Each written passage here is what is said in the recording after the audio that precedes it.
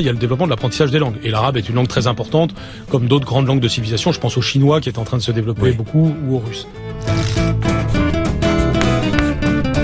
Diversité, ça veut dire... L'arabe à partir de quelle classe? Si qui... les parents le demandent. Qui peut être enseigné dès la classe de CP. Quand j'étais à l'éducation nationale, j'avais moi-même pris des mesures pour que l'arabe puisse être présent dès l'école primaire. J'avais moi-même préconisé un développement, un enseignement de l'arabe, parce que d'abord c'est une langue de plus en plus utile. J'en ai récemment reparlé avec Vincent Payon, le ministre, il est décidé... L'actuel ministre de l'Éducation en France.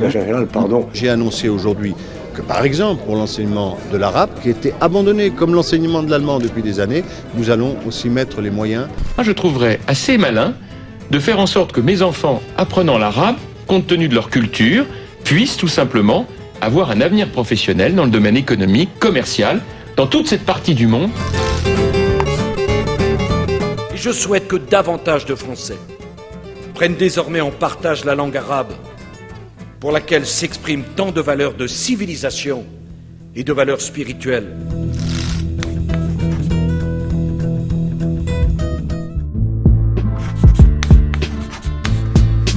Je suis très surpris qu'on veuille, que le ministre, M. Blanquer, veuille généraliser les cours d'arabe.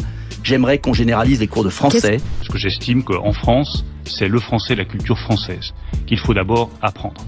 Est-ce que c'est une bonne idée de faire un enseignement précoce de l'arabe? Qui le fera?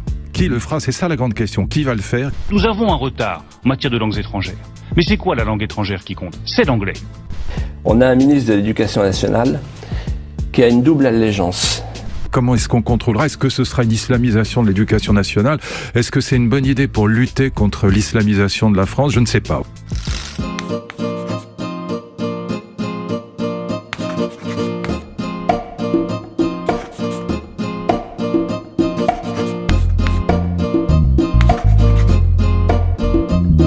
Conçu dans les années 70 pour maintenir le lien des populations immigrées avec leur pays, les enseignements de langue et culture d'origine, les ELCO,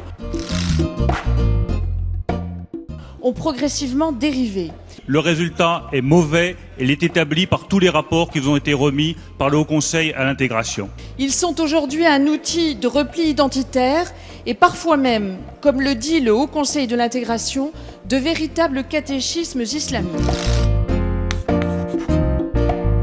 Ces conventions, c'est vrai, vous avez raison, ont fait long feu et elles méritent d'être transformées. Cela nécessite une négociation bilatérale pays par pays que j'ai commencé à mener avec plusieurs pays pour revoir ces conventions et pour faire en sorte que désormais l'apprentissage de ces langues, l'arabe, le portugais, l'italien, le turc, etc., se fasse dans un cadre plus banal, comme on apprend l'anglais, comme on apprend l'allemand, comme on apprend l'espagnol.